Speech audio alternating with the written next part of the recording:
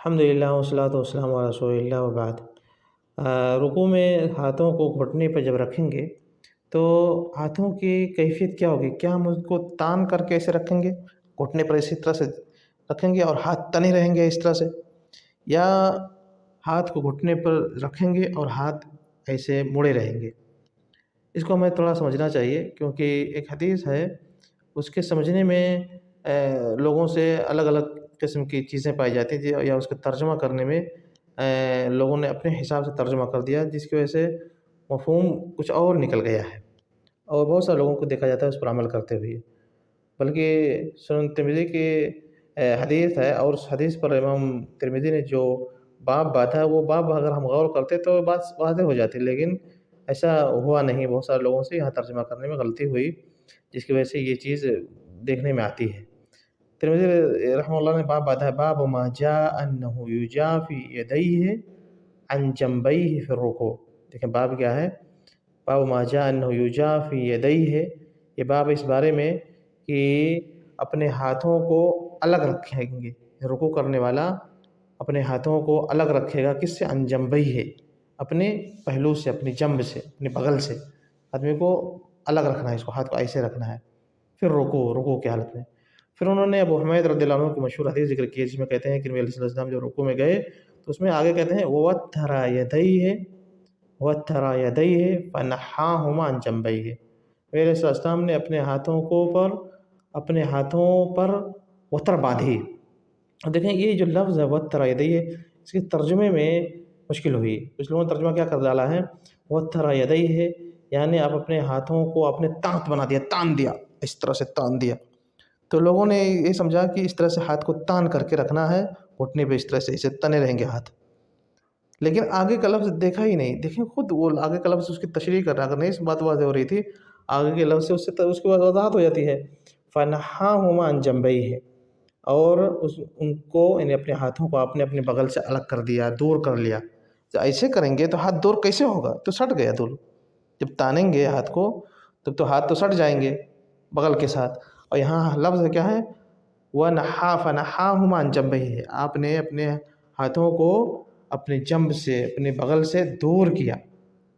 دوسری بات جو لفظ ہے وہ وَتَّرَ کا لوگوں نے کیا ترجمہ کر ڈالا ہے، وَتَّرَ يَدَيْهِ، اور آپ نے اپنے ہاتھوں پر کیا بنایا، آپ نے اپنے ہاتھوں کو تانت بنا دیا، یہ ترجمہ کر ڈالا، تان دیا۔ لیکن اس کا مطلب یہ نہیں ہے، وَتَّرَ يَدَيْهِ کا مطلب ہو گیا کہ جس طرح سے کہا جاتا ہے وَتَّرَ الْقَوْسِ، وَتَّرَ الْقَوْسِ، بندے نے قوس پر تانت باندھا۔ جب قوس پر تانت باندھیں گے، دونوں طرف باندھ دیں گے تو قوس کیا ہو جائے گی؟ ٹیڑھی ہو جائے گی۔ کسی بھی چیز پر اس طرح سے دونوں کنارے اس کو باندھ دیں تیزی سے کس کر کے، تو چیز کیا ہو جائے گی؟ ٹیڑھی ہو جائے گی۔ تو وَتَّرَ الْقَوْسِ یعنی قوس پر تانت کو، حبل کو، رسی کو باندھا، جس چیز پر باندھیں گے وہ چیز کیا ہو جائے گی؟ ٹیڑھی ہو جائے گی۔ تو وَتَّرَ الْيَدَيْنِ یعنی یدین کو باندھا، یعنی ٹیڑھا کیا، یعنی وَتَّرَ يَدَيْهِ یعنی ہاتھوں کو ٹیڑھا کیا مطلب ہے یہاں۔ اس طرح سے کہا ہے تو وَتَّرَ الْقَوْسِ، قوس کو باندھا تو قوس کیا ہوگی؟ ٹیڑھی ہوگی۔ وَتَّرَ الْقَوْسِ یعنی باندھ کر کے اس کو ٹیڑھا کیا۔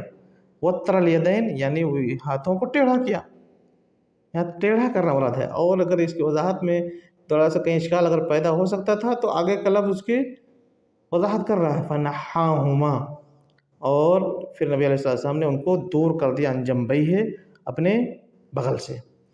اور روایت اس تعلق سے دیکھیں، عائشہ رضی اللہ تعالیٰ عنہ کے ابن ماجہ میں روایت ہے، کان رسول اللہ صلی اللہ علیہ وسلم یرکع فیضع یدیہ علی رکبتیہ، نبی علیہ السلام رکوع کرتے تھے تو آپ اپنے ہاتھوں کو اپنے گھٹنوں پر رکھ لیتے تھے، ویجافی بعضدیہ، اور اپنے دونوں بازوؤں کو آپ یجافی دور رکھتے تھے۔ دیکھیں یہ بازو ہے، یہ عضد ہے، اس کو بازو کہا جاتا ہے، اس کو آپ اپنے بغل سے دور رکھتے تھے۔ اب بتائیں دور کیسے ہوگا؟ جب ٹیڑھا کریں گے تبھی تو دور ہوگا بغل سے، اور اگر اسے تان دیں گے تو دور کہاں ہوا، تو سٹ گیا۔ تو یہاں دیکھیں حدیث کے الفاظ ہیں، فَيَضَعُ قال رسول اللہ صلی اللہ علیہ وسلم يركع فَيَضَعُ يَدَيْهِ عَلَى رُكْبَتَيْهِ وَيُجَافِي بِعَضُدَيْهِ، اپنے عضد کو، بازوؤں کو دور رکھتے تھے۔ مسعود احمد کی روایت ہے، فلما كان في الركوع وضع يديه على ركبتيه وجافا في الركوع، آپ نے अलग किया रुकू में अपने हाथों को, देखें अलग किया, दूर किया। बाद रिवायत में वखव्वा फ़ी रुकूई वखव्वा फ़ी सुजूदी, आप अपने रुकू में भी अपने हाथों को बगल से अलग किया, सजदे में भी आपने अपने हाथों को बगल से अलग किया। तो कई एक रिवायतें हैं जिससे पता चलता है कि हाथों को बगल से अलग रखना है, और अगर रखने के लिए हाथों को टेढ़ा करना पड़ेगा। तो जिस तरह से हम सजदे में हाथों को टेढ़ा करते हैं और ऐसे सजदा करते हैं कि हमारी बगल खुली रहे, इसी तरह से रुकू में भी टेढ़ा करना है ताकि कुछ क्या बगल खुली रहे, और तान देंगे इस तरह से, जिस तरह के बहुत सारे लोगों ने उसका तर्जमे में इसमें समझने में मुश्किल हो गई है, जिसकी वजह से लोगों ने ऐसा कर दिया कि रुकू में हाथों को ऐसे तान करके घुटना पकड़ना है। तो ऐसे जब पकड़ेंगे तो क्या होगा, इधर खुलेगा नहीं और इधर खुलेगा नहीं, तो ये सुन्नत के ख़िलाफ़ है। तो ऐसा नहीं करना चाहिए, इस चीज़ को हमें समझना चाहिए। ऐसी गलती, ऐसी चीज़ देखने में आती है, बहुत सारे लोग यही समझते हैं कि हाथों को तान करके रुकू में रखना है, हालाँकि सही बात ये नहीं है, बिल्कुल इसमें कोई इख्तिलाफ़ ही नहीं है, इसमें कोई इख्तिलाफ़ ही नहीं है कि हाथों को खोल करके रखना है, बगल से दूर रखना है, बगल को खोल कर रखना है, हाथों को बगल से दूर रखना है, इसमें कोई इख्तिलाफ़ ही नहीं है। इसमें इमाम नववी वगैरह ने लिखा है, तो इसमें बिल्कुल कहते हैं कि मुझे नहीं मालूम कि इसमें भी कोई इख्तिलाफ़ है। इस तरह यहाँ तक लोगों ने उलमा ने बात कही है, तो ये कोई इख्तिलाफ़ी मसला भी नहीं है। बस ये है कि हदीस के लफ्ज़ को समझने में कहीं की कोई मुश्किल हो जाती है, तो इस तरह से ये चीज़ पैदा हो जाती है। अल्लाहु आलम। तो इस तरह से हमें उसको दूर रखना चाहिए, यही बात इंशाअल्लाह सही है। अल्लाहु आलम। जज़ाकुमुल्लाहु खैरन व सल्लल्लाहु अलैहि व सल्लम अला नबीना।